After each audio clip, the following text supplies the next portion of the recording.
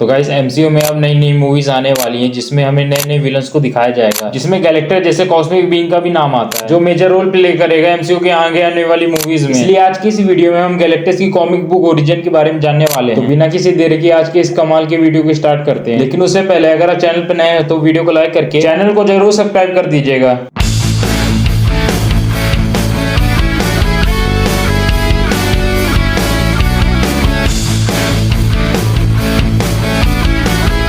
कहानी की शुरुआत होती है टा नाम के प्लेनेट से जो कि बिग बैंग से पहले एग्जिस्ट करता था। यह एक बहुत ही ज्यादा एडवांस प्लेनेट था। इसकी टेक्नोलॉजी आज के मुकाबले काफी ज्यादा एडवांस थी और इसी प्लेनेट पे रहता था गैलन जो कि एक साइंटिस्ट और एक्सप्लोरर था। एक ऐसे एक्सप्लोरर में उसे पता चलता है कि एक बहुत बड़ा कॉस्मिक इवेंट होने वाला है जिसमें उसके प्लेनेट के साथ साथ एग्जिस्टिंग यूनिवर्स भी खत्म हो जाएगा और फॉर्मेशन होगा एक नए यूनिवर्स का। इस इवेंट को हम बिग बैंग के नाम से जानते हैं। इस इवेंट के बारे में वह अपने प्लेनेट के लोगों को भी बताता है, लेकिन अब धीरे धीरे बिग बैंग की शुरुआत होती है। टा के लोग रेडिएशन से मरने लगते हैं, लेकिन इस इवेंट को रोकने के लिए गैलन ने एक टीम बनाई और निकल पड़ा एक ऐसे इवेंट को रोकने के लिए जिसमें उसका बच पाना नामुमकिन था। फिर सभी लोग उसी जगह पर पहुंचते हैं जहां से बिग बैंग की शुरुआत होने वाली थी। वह सभी लोग बिना कुछ सोचे ही बिग बैंग के अंदर चले जाते हैं, जिससे बिग बैंग रुकता तो नहीं है लेकिन वह सभी लोग मारे जाते हैं। इसमें गैलन बच जाता है और उसे बिग बैंग के अंदर सेंटियंस ऑफ यूनिवर्स दिखते हैं जो कि कॉस्मिक बीइंग्स होते हैं जिनके कारण ही बिग बैंग हुआ था। ये सभी सेंटियंस गैलन के साथ मर्ज हो जाते हैं। इसके बाद पुराना यूनिवर्स खत्म हो जाता है और फॉर्मेशन होता है एक नए यूनिवर्स का। वहीं गैलन और सेंटियंस ऑफ यूनिवर्स के मर्ज होने से फॉर्मेशन होता है गैलेक्टस का, जो कि उसे स्पेसशिप में अपनी स्लीपिंग फॉर्म में इधर उधर भटकते रहता है। लेकिन तभी एक वॉचर की नजर इस पर पड़ जाती है जो कि इसे इंस्पेक्ट करने की कोशिश करता है। आप एमसीयू में वॉचर को ऐसे समझ सकते हैं कि इनका काम किसी भी चीज पर नजर रखना है, ना कि उसके साथ छेड़छाड़ करना। लेकिन इस वॉचर ने वो गलती कर दी जिसे इसे गलती से भी नहीं करना था। वह गैलेक्टस के स्पेसशिप को रोकता है और उसे उसके स्लीपिंग फॉर्म से उठा देता है। उठने के बाद ये वो गैलन नहीं था जिसे हम जानते हैं, बल्कि ये वो गैलन बन चुका था जिसके अंदर कॉस्मिक एनर्जी का भरमार था। वह अपने इसी कॉस्मिक एनर्जी का यूज करके अपने लिए बॉडी का फॉर्मेशन करता है और अपने स्पेसशिप का यूज करके एक सेल बनाता है जिसमें वह कई हजारों सालों तक अपने फाइनल फॉर्म में ट्रांसफॉर्म होते रहता है। तभी वॉचर को ये एहसास होता है कि जो कॉस्मिक एनर्जी का फॉर्म है फ्यूचर के लिए बहुत बड़ा खतरा है। लेकिन वॉचर का काम केवल देखना होता है, इसलिए वह उसे मारता नहीं है और उसे वहां से जाने देता है। इसके बाद गैलेक्टस उसी स्पेसशिप से बने हुए सेल में स्पेस में इधर उधर उड़ते रहता है और अपने फाइनल फॉर्म में ट्रांसफॉर्म होते रहता है। उड़ते उड़ते वह ऑर्कोपिया नाम के प्लेनेट के ऑर्बिट में आ जाता है और पास में ही कुछ स्पेसशिप उड़ रहे होते हैं जो कि इसे एक एनिमी का वेपन समझ लेते हैं और उस पर अटैक कर देते हैं। इसके तुरंत बाद ही गैलेक्टस अपने फाइनल फॉर्म में निकलता है। हजारों सालों तक अपने स्लीपिंग फॉर्म में रहने के कारण गैलेक्टस के अंदर एनर्जी की काफी कमी हो गई, जिसके लिए वह पूरे ऑर्कोपिया प्लेनेट की एनर्जी को अपने अंदर एब्जॉर्ब कर लेता है, जिसमें पूरा प्लेनेट खत्म हो जाता है। और इसके बाद गैलेक्टस को यह एहसास होता है कि अगर उसे जिंदा रहना है, इमॉर्टल रहना है, तो उसे ऐसे प्लेनेट की एनर्जी को एब्जॉर्ब करना होगा। तो वह अपने इसी काम में लग जाता है। इसी दौरान उसे यह भी पता चलता है कि वह डिस्ट्रक्शन के साथ क्रिएशन भी कर सकता है। वह अपने प्लेनेट टा के ट्रिब्यूट में अपने लिए एक वर्ल्ड बनाता है जिसका नाम वह टा2 रखता है और वह हर एक प्लेनेट की एनर्जी को एब्जॉर्ब करके उन्हें डिस्ट्रॉय करने लगता है। और एक टाइम पर वह जेल्ला नामक प्लेनेट पर पहुंचता है जहां पर रहता था नॉरेन रेड, जो कि गैलेक्टस के पास जाता है उससे बात करने और उससे बोलता है कि क्या तुम अपनी खुशी के लिए एक पूरे प्लेनेट को डिस्ट्रॉय कर दोगे जहां के करोड़ों लोग रहते हैं। लेकिन तभी गैलेक्टस बोलता है कि उसे ऐसा करने का बिल्कुल भी शौक नहीं है, मुझे तो जिंदा रहने के लिए प्लेनेट को डिस्ट्रॉय करना पड़ता है। नॉरेन बोलता है कि तुम ऐसे प्लेनेट को डिस्ट्रॉय करो जहां कोई लिविंग बीइंग रहता ही ना हो। तभी गैलेक्टस बोलता है कि इतने बड़े यूनिवर्स में वैसे प्लेनेट ढूंढने का समय मेरे पास नहीं है, मेरे सामने जो प्लेनेट आता है मैं उसी की एनर्जी को एब्जॉर्ब कर लेता हूं। इसी बात में नॉरेन बोलता है कि मैं तुम्हारा गुलाम बन जाऊंगा और ऐसे प्लेनेट का पता दूंगा जहां पर सिर्फ एनिमल ट्रीज हो। बात पे गैलेक्टस मान जाता है और वह अपनी क्रिएशन की पावर्स को यूज करके नॉरेन को सिल्वर सर्फर बना देता है और तभी से सिल्वर सर्फर गैलेक्टस के लिए प्लेनेट्स का पता लगाने लगता है। लेकिन इसी बीच गैलेक्टस को यह पता चलता है कि वह नॉर्मल प्लेनेट की एनर्जी से उतना पावरफुल नहीं हो रहा है, इसलिए वह सिल्वर सर्फर को ऐसे प्लेनेट को खोजने के लिए बोलता है जहां इंटेलिजेंट बीइंग्स रहते हो। तभी सिल्वर सर्फर अर्थ का पता लगाता है और उसकी इन्फॉर्मेशन गैलेक्टस को दे देता है। अर्थ पर आते ही गैलेक्टस का सामना फैंटास्टिक फोर से होता है। इसी भी सिल्वर सर्फर को अर्थ के लोगों पर दया आ जाती है और वह गैलेक्टस को धोखा देते हुए फैंटास्टिक फोर का साथ देता है। गैलेक्टस को रोकने के लिए रीड ह्यूमन टॉर्च को टा2 पे भेजते हैं जहां था एक अल्टीमेट नलिफायर नाम का वेपन जो कि एक बहुत ही ज्यादा पावरफुल वेपन होता है। ह्यूमन टॉर्च ये वेपन लाके रीड को दे देते हैं। रीड के हाथ में अल्टीमेट नलिफायर को देकर गैलेक्टस बोलता है तुम ये नहीं जानते हो कि ये कितना पावरफुल वेपन है, इस वेपन से एक पूरी यूनिवर्स को डिस्ट्रॉय किया जा सकता है। गैलेक्टस रीड से बोलता है कि तुम मुझे ये वेपन दे दो, मैं अर्थ को छोड़ के चले जाऊंगा। तभी पीछे से वॉचर रीड को बोलता है तुम इस वेपन को गैलेक्टस को दे दो। गैलेक्टस एक कॉस्मिक बीइंग है, वह कभी भी झूठ नहीं बोलेगा। गैलेक्टस अल्टीमेट नलिफायर को लेकर अर्थ को छोड़ के चले जाता है। तो ये थी गैलेक्टस की ओरिजिन स्टोरी। अगर आपको वीडियो पसंद आई तो वीडियो को लाइक कर देना और अगर चैनल पर पहली बार आए तो चैनल को सब्सक्राइब कर देना। तो मिलते हैं एक और नए एक्सप्लेन्ड वीडियो में, तब तक के लिए गुड बाय।